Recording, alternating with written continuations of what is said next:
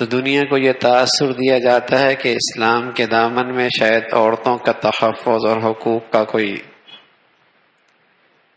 حصہ کوئی نہیں، اور نئی نسل کے دلوں کے اندر اسلام کے معاملے میں بغاوت ابھاری جاتی ہے۔ فکری اغوا کی ایک بہت بڑی سازش ہے کہ مسلمان خواتین میں یہ تاثر پیدا کر دو کہ اسلام کے دامن میں تمہارا تحفظ کوئی نہیں۔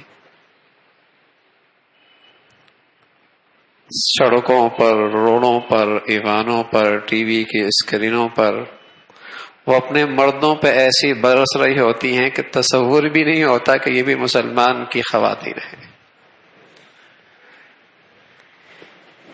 لیکن انہیں بھول اس لیے ہوئی کہ انہیں اسلامی تعلیمات سے بے خبر رکھا گیا کہ جو تحفظ اور جو مرتبہ اور جو عزت اور جو اعزاز اس کائنات میں اسلام نے عورت کو دیا ہے، کسی تہذیب کے حصے میں کچھ نہیں۔ اللہ کے نبی صلی اللہ علیہ وسلم کا ایک بہت پیارا ارشاد ہے۔ آپ علیہ الصلوۃ والسلام فرمایا کرتے تھے، خیارکم خیارکم خیارکم خیارکم لنسائکم وانا خیارکم لنسائی، او کما قال علیہ الصلوۃ والسلام۔ فرمایا تم میں سب سے بہتر وہ ہے جو اپنی عورتوں کے حق میں سب سے بہتر ہے۔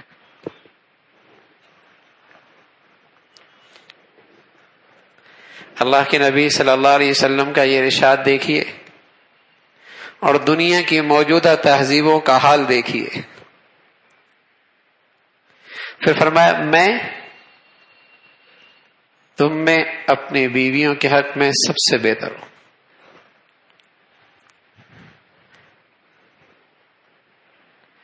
دنیا کے جن تہذیبوں میں عورتوں کے حقوق کے ڈھنڈورے پیٹے جا رہے ہیں، وہاں عورت کی حیثیت ٹیشو پیپر سے زیادہ نہیں ہے۔